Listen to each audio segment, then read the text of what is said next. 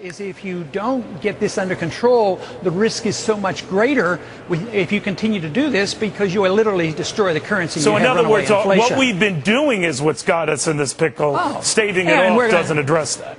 And we'll continue it. They're going to raise the debt limit, and they're going to continue it.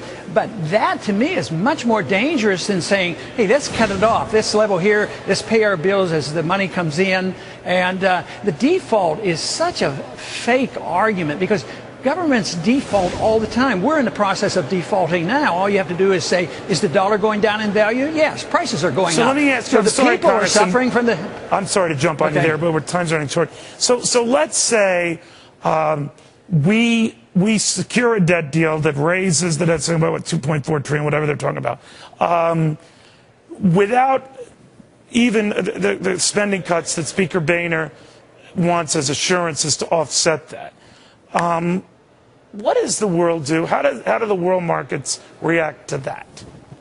They probably short term would say, I guess we didn't have to worry. I mean, they're not all that panicked right now because I think they're assuming that it's going to happen. You know, so they'll take it in stride and they'll just perpetuate all the problems, the spending and the borrowing and the inflating and the regulating, all the things that got us into trouble. That's what we're doing to try to get us out. And we refuse.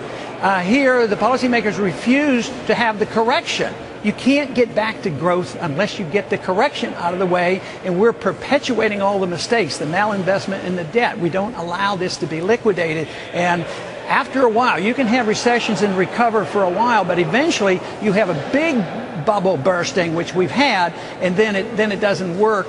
And eventually, the more they print, the less confidence they'll have, and the interest rates are going to go up. So I think it's much better to bite the bullet and say we've lived beyond our means. We ought to live within our means. We ought to have a sound currency and balanced budget. We need to have a system where we invite capital back into this country. We destroy the incentive to bring capital here. I mean, if you have a company and you have a lot of money overseas, you get taxed to bring it back. You get taxed again. And we punish our people who want to get capital back here and build jobs. So there's a lot of things we could do in the marketplace, and it wouldn't be more spent.